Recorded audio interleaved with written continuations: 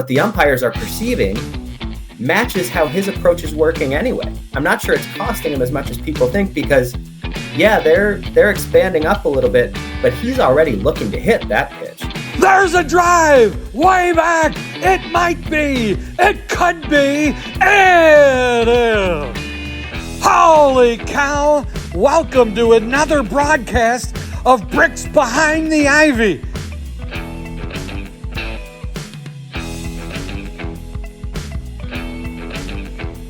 Hey, Cub fans, welcome to another episode of Bricks Behind the Ivy. I am always your host, Jeff Candy Cubs Rogowskis, and thank you so much for listening in. If you're listening on the audio, make sure to hit that subscribe and review the podcast wherever you're listening to help increase reach. And if you're watching on YouTube, make sure to subscribe and leave comments below the episodes. Thank you so much for joining us. I really appreciate all of your time, and it was a good week in Cubs baseball as we saw some wins as they are entering a stretch of winnable games to try to keep their playoff hopes alive. If you've been listening long enough, you know that the first segment of Bricks Behind the Ivy is the Box Score Blitz, where we go over the box scores for the games in as quick as possible. And we're going to do a little bit of a change this week. I'm going to limit myself to 60 seconds to talk about the game since last week, and we're going to put a little bit of a timer on the screen to keep me honest, and we'll see what we get. So, put some time on the literal clock. 3, 2, 1, 60-second box score blitz, go. The Cubs were home for all 6 games this week, with 3 versus the Blue Jays and 3 versus the Tigers. They took 2 out of 3 in the Blue Jays series, all 3 of these games being one-run affairs with no runs scored by the Cubs on Sunday. Friday had a Hector Neris special in which he blew a save, but Seiya Suzuki walked it up, and there was joy in Wrigley Field. Cubs then welcomed the Tigers, which they took 2 out of 3, and they welcomed Javier Baez back with a nice tribute. Javier Saad pitched in the series, and he looked like he did before the injured list, with 5.2 innings pitched, 6 hits, and 7 Ks, moving east and west like he does. Game 3, we saw an Amaya grand slam. Cubs released Hector Neris this week, bringing up Jack Neely to get who they got in the Mark Leiter Jr. trade, and he gets his first MLB-K. Cubs maintained their 66% winning percentage as they need that in order to get to 87 wins per Lance Prostowski. Player of the week, PCA, 6.7% K rated, 1 home run, 1 double, 3 RBIs with a 125 weighted runs created plus, and Justin Steele is our pitcher of the week with 7 innings pitched, 4 hits, 2 runs, and 10 Ks. And that's our box score blitz. Slightly over the 60 seconds. We'll see how I can do next week. Do you think you could do better? Can you sum up the Cubs' wins in a week in 60 seconds or best? How do you think I did? Leave some notes in the comments and let me know how you think you did and how you like the new format of the box score blitz. Well, Harry Caray's got a special segment this week. He will be coming on to talk about Javier Baez and his return to Wrigley Field in Deep Thoughts with Harry Caray. Take it away, Harry. Holy cow! Hello again, everybody, and welcome back to another set of Deep Thoughts back here on the Bricks Behind the Ivy podcast with your guy, the man, Harry. Well, I'm coming at you this week to go ahead and give a big old shout out, first of all, to all those amazing Cub fans out there at the old ball yard the other night that was out there against the Detroit Tigers, that was giving our guy, our man, good old El Mago, a standing ovation. You know, that shows class, that shows heart, and that shows that we'll never forget the 2016 ball club that ended the 108-year drought. So for all those beautiful Cub fans out there, this beer's for you. Ooh, boy, oh boy. But you know, while we're on the topic, let's talk about old Javy. Why don't we? You know what I mean? I had the interns run some stats because my normal guys, they're all off in college and doing Lord knows what. But in any event, you know, we all loved Javy back in the day. You know, this was a young kid out of Arlington Country High School back in Jacksonville, Florida. Drafted him in the first round back in 2011, 9th overall. kid had a lot of potential. The organization saw a lot in this kid, drafted him, and, he moved his way up, and boy, did he make a splash early. I mean, this kid was an all-star throughout his entire trip through the minor leaguers, from 2012 all the way up to 2015, did a couple of minor stints up at the old ball yard in Chicago. But, he worked on his craft down in the minors, and boy, did he make a splash. The two memorable years that I had the guys run the stats, 2016, the big year, the pomp and circumstance, and 421 at bat. And he had 115 hits with 19 doubles. He had a triple and 14 dongers with 59 RBIs, hitting 273. He was a crucial part of the ball club. His defense, I don't know how the heck he's doing the tag when he's pointing, he's tag. How did he do it? I can't even walk down Rush Street in a straight line, but he's catching and tagging and not even looking.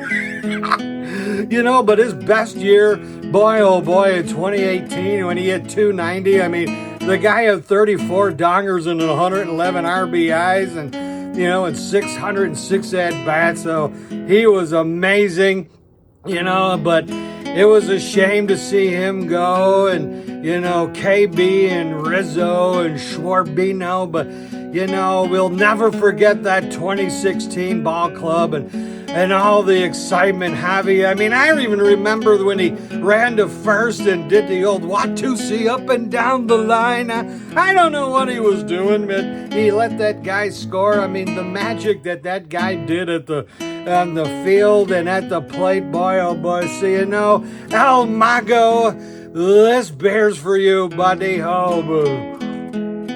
Oh boy, and I can't help but wonder, Dansby got a hold of that one that night, wonder if he was kind of feeling a little, I don't know, jealousy, for all the Javy love when he, boom, shaka-laka that one out on the left, but, Javy, we love you, best of luck in Detroit, we gotta focus on the ball club, we got 3 down in Miami, party in the city when the heat is on. And then we got 3 in Pittsburgh, but let's go get them, boys.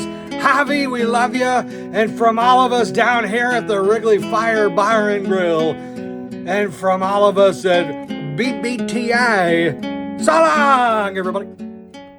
Javier Baez was such a big part of the 2016 Cub team and such a big part of that era. All those plays that he had, all the exciting plays, including fooling Will Craig in 2021 on his way to first base to help Wilson Contreras score, and basically a ground ball to first base, all the El Mago, play like Javy. He left such a cultural imprint on this organization. And honestly, it's hard for me to see what he's become. The fall off has been quick and tragic. There was not a pitch in the zone that he swung at in his 4 strikeout game the other night in his return to Wrigley Field, and he was benched for the benefit of a rookie that Detroit's trying to take a look at, and looks like his time in Detroit might be coming to an end. But tip of a cap to Javier Baez, who brought so much to this organization, so much joy, and I really appreciate everything he did for the Cubs organization. What's your favorite Javier Baez memory? Leave some messages in the comments, find us on Twitter or social media, and let me know. And we can kind of share some clips and share some memories as we remember one of the great Cubs of the 2016 World Series team. Speaking of great things that are in Wrigleyville and are important to 2016, you cannot go a Bricks Behind the Ivy episode without mentioning our sponsor, Wrigleyville Sports. Wrigleyville Sports has been around since 1990, and they have the best Chicago sports merchandise in town. They are adjacent to Wrigley Field. They have a friendly staff, and they can even make you a custom jersey in short format so that you can wear it to the game at the friendly confines. If you have been listening well, you know we have a coupon code. So at checkout, use the code IV10. Once again, that's IV10 for 10% off your order at Wrigleyville Sports. Bear season's coming. Maybe you need that Caleb Williams jersey. Check them out. Get that 10% off. And thank you, as always, to our sponsor, Wrigleyville Sports.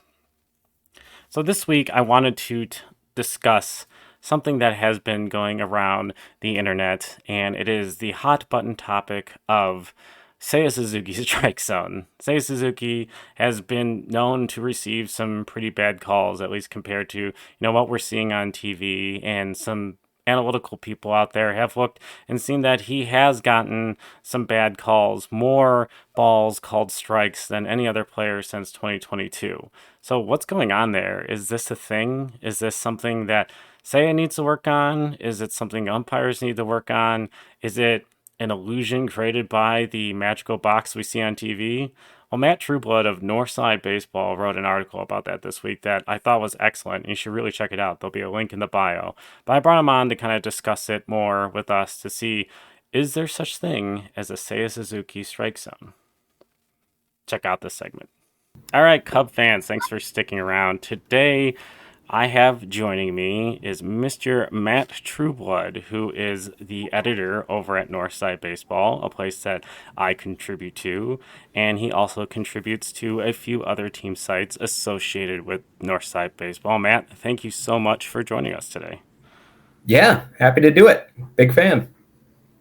No, I appreciate you hopping on, and also I appreciate you taking a chance on me on your website, which has turned into me meeting folks that led to this podcast. So you can kind of take some origination credit in First Behind the Ivy. So now that it's recorded, you can take me to court like the Winklevoss twins on ownership of Facebook. Excellent. That's what I always wanted to be, is the Winklevoss twins. Yeah, that's what everyone strives to be. We do have a very specific topic I brought you on in an article you wrote recently that I think is a very hot topic amongst Cub fans, but it is a BBTI tradition to kind of talk about your baseball story or your baseball fandom. And yeah, so you are the editor for Northside Baseball. You do a bunch of different things. You've been on local radio talking about the Cubs and such. How did you get into baseball? And just kind of give us a little bit of background of what you do now professionally. Yeah, so I grew up mostly in Appleton, Wisconsin. My family moved there when I was 5. So I could have just as easily, I guess, been a Brewers fan, except not really. My folks are both from Central Illinois. My mom's from Champaign, my dad's from Peoria, and my dad especially, I guess, was just a big Cubs fan. And right from, I can remember we didn't have cable, so weren't like watching baseball games regularly at all until I was 8, the spring of 97.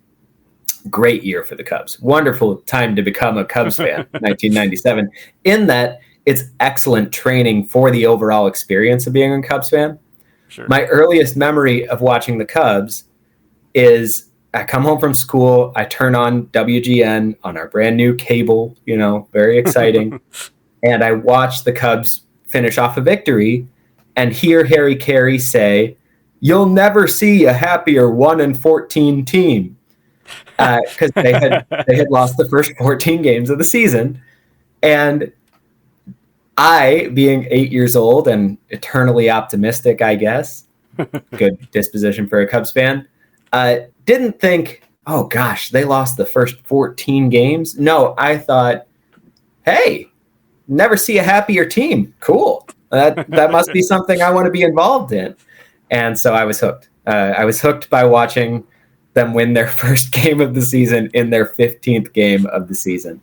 From there, it's just been straight through. My first game at Wrigley was Rhino's final home game. And it was magic. It was awesome. And after the game, my dad, player parking back then, that rickety chain link fence on the grimy parking lot that I desperately miss because I'm a weirdo about the renovation. But player parking, we're out there waiting for autographs, and there's just a mob trying to get Ryne Sandberg's autograph at his last home game. My dad put me up on his shoulders, and Rhino comes out, and I'm kind of like, yeah, Rhino. My dad's imploring me to try and get his hero's autograph, right? And I was interested, but when Sammy came out, I basically broke my father's neck off, leaning and lunging and reaching, and got Sammy Sosa's autograph. And Oh, that's hooked, cool. completely hooked, and never let go. Obviously, I ended up taking just I love baseball. I probably jumped in being more just a fan of the Cubs, and then baseball is what they played, which I think is how a lot of us come to things early in life, identifying and, we identify what the person that brings us into the game, if it's a parent or a grandparent or a friend or whoever, we want to see what makes them so happy. What makes them happy is their team winning. So then you start rooting for their team, but you don't necessarily immediately fall in love with the sport. It's more like we want to see the Cubs win, our team, our laundry. Eventually I realized the sport to me is even more beautiful and wonderful than any one team. And so it has mostly been a side hustle throughout my adult life, writing just a ton about baseball on the side for Baseball Prospectus, for Twins Day. Now I'm based in the Twin Cities out here in the north suburbs of Minneapolis. And eventually I was sort of able to transfer that, and I still hold fandom, but it's not just for the Cubs and it's not exclusive really in any way. I just love the game, and I love talking to baseball fans and all the different ways that we experience and see into and see around and see through the game, and how it brings us together and all of it. So very much a Cubs fan still, but also I write and edit at Twins Daily and at Brewer Fanatic and still at Baseball Prospectus. So, it started as a love of the Cubs. It became a love of baseball broadly, but I don't think that's necessarily diminished loving the Cubs. It's just changed how I experience it. No, that's really cool. And I think it's funny to, start your Cubdom in 97 after that long losing streak, and then, immediately getting some, vindication in 1998 of a playoff team. I think it's something very different about, the more modern Cub fan is, before 2015, you could count the number of times they made the playoffs on one hand. And it was like this event just making the playoffs. And then obviously expectations have shifted dramatically, and, people feel very strongly about the frustration of them not being in the playoffs this long. But this is a short period of time without the playoffs compared to their prior history. But, that window and the thing that happened in 2016 has, changed everything. So I wanted to talk to you about an article you wrote, and I'll put it in the link in the description of this podcast for folks to read. Seiya Suzuki. Seiya Suzuki has kind of, gotten this reputation of not getting the best strike zone. There's a lot of balls and strikes that get called on him that don't seem to get called on other players. And I don't know if it's just something that has been pointed out and there's a little bit of like a recency bias or this thing that we're all constantly searching for. But it does seem that his zone has been very different than other players. And you wrote a piece for Northside Baseball about the dynamics of that zone. And I kind of wanted to kind of pick your brain a little bit. What are the big things you found about Seiya Suzuki's zone? Is he getting picked on by the umpires, or is it something else? I think it's definitely something else, which isn't to say it's nothing. And I do want to, say that I don't think umpires as a group have like a significant racial bias we should worry about. Not that couldn't happen or couldn't happen with certain umpires, but as a group, I wouldn't say that's probably what's going on. There was a story that came out around the same time as the one that I wrote that we're talking about here, where they talked about a theory that Craig Counsell mentioned, that kind of the more you speak up for yourself, the more you complain to an umpire when you don't get a call, the more likely you might be to get the call in the future. To some of us, that's counterintuitive. It's like you don't want to become that naggy person. Yeah. The umpires might react against you that way. But in reality, in practical terms, and there have been studies on this, complaining a little bit, if you do it right, tends to, over time, earn you some extra calls from umpires. And one thing that, because even more so than a native Spanish speaker who's been around more English speakers probably throughout a good chunk of their lives, who has their native language is a little more closely related to English than Japanese is. I think a lot of Japanese players have a hard time speaking up for themselves, even if they're disposed to do so, which some of them aren't for various reasons. But I think some guys have a hard time doing just that little bit of politicking you need to do. Mm-hmm. And that's not their fault. And it's something that we should work to correct. And I do think that is one dynamic with Seiya. I think another dynamic is he's an extremely patient hitter. And if you're an extremely patient hitter, you're going to take more bad called strikes than most hitters because you're swinging less often at the edges of the zone than most hitters. We have to correct for that. And too often people overlook that aspect. People will lament not just Seiya, but there have been several Cubs over the years where people were like, why is he getting this terrible zone? Kyle Schwarber, people used to talk about. Yeah. Same thing. A lot of it was Kyle Schwarber was a very selective hitter. Well, that's a good thing. That's a virtue up to a point. You have to manage the zone very carefully because you're going to work some deep counts and you're going to occasionally take a called third strike right on the edge that, yeah, you might have been right about it, but I'm not sure you knew for sure you were right about it. You just felt like that probably wasn't a strike. And a lot of other guys would have swung at that pitch in that situation and might have done something good with it. So part of it is approach. But really, the interesting thing that I found when I dug deep into it is that Seiya Suzuki's zone is not especially wide or especially narrow. It's pretty much right on the edges, as most players' zones are. He gets a lot of strikes called that are ruled as high, that the model says are high. When you see those fun facts on Marquee about he's had the most strikes called outside the zone of any hitter in baseball since 2022, it's pretty much all high strikes. He also has a lot of pitches at the bottom of the zone that technically are in the zone, according to, or at least are kind of 50-50 balls, according to these models, that aren't called strikes. So it's not necessarily that he has a bigger zone than most guys. It's that umpires have sort of subtly shifted his zone upward on him. And that can be for all kinds of reasons. It also kind of matches what Seiya himself does. He swings more high in the zone and swings less down at the bottom of the zone. So it's sort of what the umpires are perceiving matches how his approach is working anyway. I'm not sure it's costing him as much as people think because, yeah, they're expanding up a little bit, but he's already looking to hit that pitch. When he lets that go, often it's because he was fooled. Often it's because he, wasn't able to pull that trigger, but he wanted to. When he lets him go at the bottom of the zone, because it's not where he wants to hit the ball, the way his swing is set up, umpires are often giving him the benefit of the doubt. What it really led me to was the strike zone's subjective. And folks don't like to think about that, and we don't like to admit that.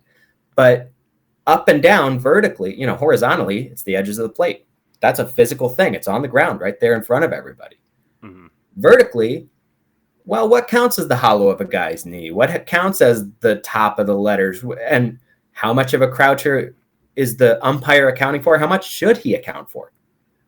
Stuff like that is variable and fluid and up for all kinds of interpretation. And we're not comfortable with that in this day and age of the very computerized strike zone. At some levels of professional baseball, literally the computerized strike zone, but we can't escape it. And Seiya Suzuki is a great example of that.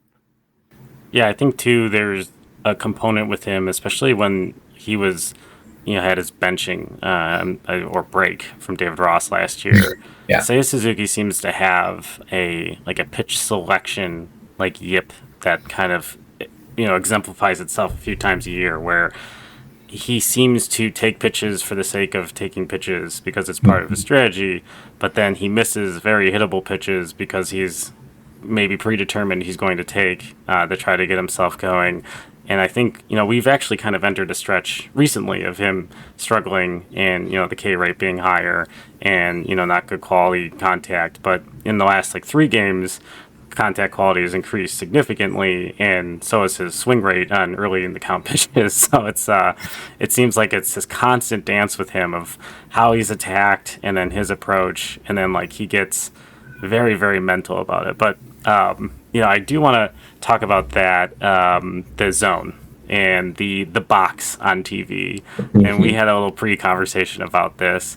What are your thoughts about that? And do you think it helps the viewing experience, or do you think it can hinder the viewing experience, just given the, I would say, like the reactionary nature of the Twitter vacuum and the internet today when it comes to professional sports, and, our ability to get information immediately and to want to react when it doesn't go your way in a very, very, very visceral manner? Well, I think you led me right to the answer I would probably give, which is I don't love the box. I don't think it invites the best version of baseball watching, I guess is the way I would put it. The strike zone is obviously really important to baseball. Strikeouts and walks, we're getting more and more of them these days, and they define how the game unfolds. But I don't think it's the main thing that people want to watch baseball for. And I think we should find creative ways on broadcasts to de-emphasize it.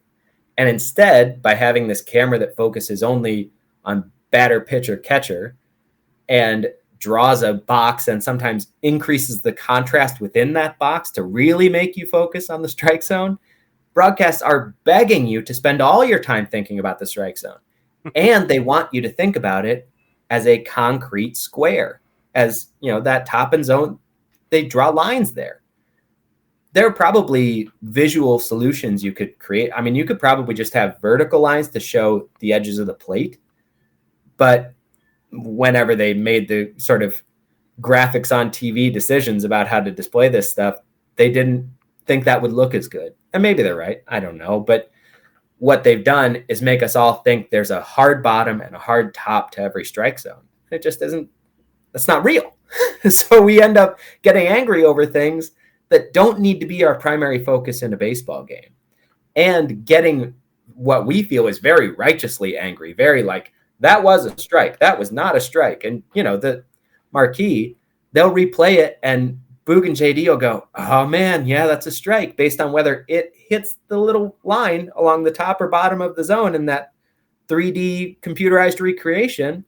And I'm left sitting there going, guys, that line, you made that up. It's not there. The umpire can't see it. It's just not, that's not how it works. And I don't think it needs to be how it works. That part really, I think, separates me from other people. But I don't think that needs to be how it works. There should be a little bit of flow to, based on the approach angle of the pitch, based on how the batter sets up, or like Seiya, based on what he's looking to do in the box anyway, and his swing plane and all of that. I think umpires and batters and catchers and pitchers should be able to sort of come to it's an adversarial negotiation that they're in over where that zone stops and starts, right? But it can just be a negotiation. I'm fine with that. I'm fine with pitch framing. And I am actually not fine at all with the idea that there's a top line and a bottom line, and TV should show it to us, and we should all just accept that those lines are correct. Which is all to say none of the biggest thing, which I know you know too, which is that they're wrong a lot in just how they draw the box. Sometimes the box will be way up here at a guy's chest, and the next batter, it'll be like below his belly button. And you're supposed to think that both of those are exactly accurate. It's nuts to me. It's nuts. I don't get it. Yeah, I think it's, for me, it definitely takes away from the viewing experience from time to time, because, you do get held up on what the pitch location is, and you're not really focusing on like how the pitcher is pitching. You're focusing on where the pitches are. And I think that, it takes away from, the value of a pitcher, which, with, rule changes and such that have been proposed recently of like 6-inning limits for starters. And we're not going to go down that rabbit hole, but, there is an art to pitching and getting through a lineup. And, without that box, you start to notice like tendencies and how a guy is attacked by a certain pitcher and how they change that up, like going through a lineup. Those are things that I pay attention to, but I find myself paying attention to them less because I'm so fixated on the presentation of the box. And it's tough too in a sport that has a very small margin for error. And we've shifted to the Moneyball, rest in peace, Billy Beane approach of on base percentage and strikeouts and home runs, and trying to reduce shifting and stuff to increase the the use of contact, but we're also like seeing the best velocity and the best stuff we've ever seen from pitchers that is making all of that way more challenging. And the ether constantly screaming, just hit the ball the other way, and all these things like that. It's not that simple. Like we keep narrowing the window of success by increasing velocity. And I think people think like a unified strike zone is what's going to solve all these problems, but it's not the only problem. There's a lot of problems, and it's I think it's just ultimately very distracting, and I agree with what you said. But I appreciate you coming on and talking to us about Seiya Strike Zone. If people are looking for you on social media or on Northside Baseball, if you want to give a quick plug of where they can find you and what you've got cooking and what else you've got going on, feel free to do that now. Yeah, it's pretty much what you just said. I mean, check out. I'm on Twitter at @Trueblood, and that's where I will tweet out pretty much everything I write, which tends to be a lot. It'll be stuff on the Cubs, and right now I'm working on a piece on Miguel Amaya, whom we've seen. I think we've seen make important and interesting changes the last month or so. I also think we've maybe overstated them or gotten a little confused on what we're seeing because there's a lot of chaos, even post big fix with Amaya. There's been a lot of chaos in his sort of adjustments of late, but I'm writing about that. I'll be writing about all things Cubs, and more importantly, I think we're building a cool community with you doing a lot of this podcast and hopefully some more written stuff. We've got a growing staff of other writers who are bringing you different perspectives on the Cubs, and we'll continue to through the balance of this season and into what's going to be a fascinating offseason. And you can also check out my stuff on other teams at Twins Daily, Brewer Fanatic, Baseball Prospectus, and hope you do. Well, thank you again so much for hopping on. And yeah, please go check out Northside Baseball. You can find my random writings there from time to time, links to the podcast and my personal blog, and all of Matt's just excellent analytical work on things going on under the hood for different players on the Cubs. Thanks, Matt. Hope to have you on again soon. Thanks. If you're not reading Matt Trueblood stuff or following him on Twitter, you should be. He has a great analytical mind. He puts some great content out there for Baseball Prospectus and for Northside Baseball, and has some great stuff for Twins Fanatic and Brewer Fanatic as well. So Twins Daily and Brewer Fanatic. So go check that out. I'll leave his information in the description of the podcast so you can go see some of his work. But what do you think? Do you think the box that shows what's balls and strikes on TV is kind of ruined the experience? Do you think Seiya Suzuki should speak up a little bit for himself? Let me know in the comments, and we can discuss. Is the Seiya Suzuki strike zone something that can be fixed? If you are looking for a quick recap of the Cubs from the minor leagues in Myrtle Beach all the way up to the major leagues at 1060 West, check out our new video series on TikTok, Instagram, and YouTube called The Scorecard. It is a 60-second recap of all things going on across the Cubs system that comes out daily. So make sure you're checking that out and sharing it. It's for casuals, it's for diehards, so you know how different prospects are doing, how Cubs are doing across the organization, and giving you a quick recap and some highlights of the big moments from the day before. Well, that's all the time we have for this week on Bricks Behind the Ivy. If you have not hit that subscribe button, hit that subscribe button. If you have not shared this podcast to a friend, share this podcast to a friend. Make sure that we continue to help grow Bricks Behind the Ivy, and make sure you're reviewing this wherever you're listening to your podcasts. Until next week, go Cubs. Let's see if we can dig this thing out and make the playoffs.